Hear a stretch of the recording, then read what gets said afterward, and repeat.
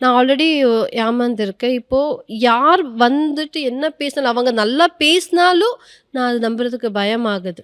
ஏத்துக்க மாட்டேன் அது. அதுக்காக தான் கொஞ்சம் எல்லாம் அவாய்ட் பண்ணிட்டு தனியா இருக்கிறது பெட்டர்ன்னு தோணுது எனக்கு. எனக்கு ஏதாவது முடிவு எடுக்கணும்னா அப்பா கிட்ட சொல்றேன். அப்புறம் இவ இருக்கால, இவனுக்கு அப்பப்ப ஏதாவது சும்மா என்னானாலும் அவனுக்கு கால் பண்ணிட்டு இப்படி பேசுறாங்க, இப்படி கேட்குறாங்க என்னான்னு அவங்க கிட்ட கேட்குறேன். அவ ஓகே பண்ணலான்னு சொன்னா, அப்பா ஓகேன்னு சொன்னா பண்ணுவேன். அதுக்காக தான் அது விட்டா வேற யாரையும் நான் நம்புறதா இல்ல. ம்ஹ்ம். இனிமேலும் இல்ல. நம்ப மாட்டேன். இந்த உலகத்திலேயே வந்து நமக்கு ரொம்ப ரொம்ப பிடிச்ச ஒரு விஷயம் இருக்கும். அந்த விஷயம் அந்த ஒரே ஒரு விஷயம் மட்டும் நம்ம கூடவே எப்பவுமே இருந்துரணும் அப்படின்னு சொல்லிட்டு நினைப்பேன். அது என்னவா வேணாலும் இருக்கலாம். அப்படிப்பட்ட ஒரு விஷயம் உங்ககிட்ட இருக்குன்னு நான் நினைக்கிறேன். அது என்ன விஷயம் அப்படின்றத நம்ம இப்போ ஏவில பார்க்கலாம். எல்லாருக்குமே அம்மா வந்து ஒரு ஸ்பெஷல். பட் நீ என்ன செஞ்சாலும் என் பொண்ணு தப்பு செய்யவே மாட்டா. என் பொண்ணு செஞ்சா அது கரெக்ட்டா தான் இருக்குன்னு நல்ல நம்பக்கூடிய ஒரு ஸ்ட்ராங்கான சோல் அப்படின்னா அது வந்து அம்மா தான். ஸோ அம்மா பத்தி சொல்லுங்க. என்ன நினைக்கிறீங்க இப்போ? ஆம். அம்மா பத்தி சொல்றதுக்கு என்ன இருக்குமோ இல்ல. இப்பவும் அம்மா இங்க தான் இருக்காங்க. ஆ கேட்டுட்டு இருக்காங்க. ஆமா. ம்.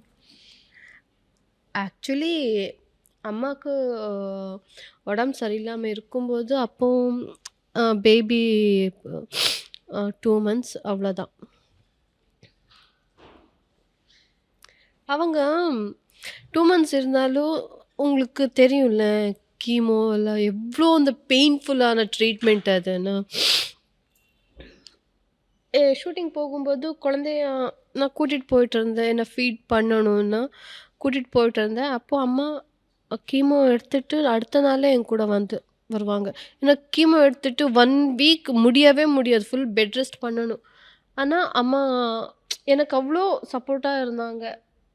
வந்துட்டு அங்கேயே தனி ரூம் குடுத்துருந்தாங்க எனக்கு. அம்மா அங்க ரெஸ்ட் எடுத்தாங்க.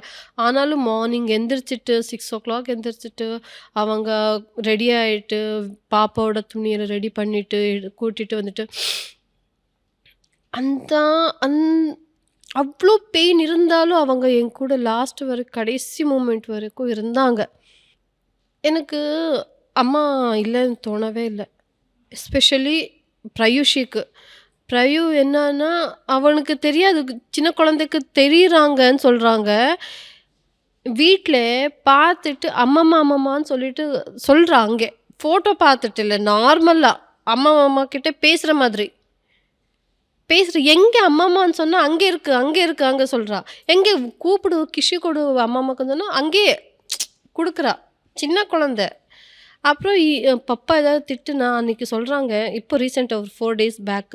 நான் எனக்கு ஒர்க் இருந்துச்சுன்னு வெளிய போயிருந்தேன். அப்பா அவளுக்கு ஊட்டிட்டு இருக்கும்போது ரொம்ப கஷ்டம் அவளுக்கு ஊட்டுறதெல்லாம்.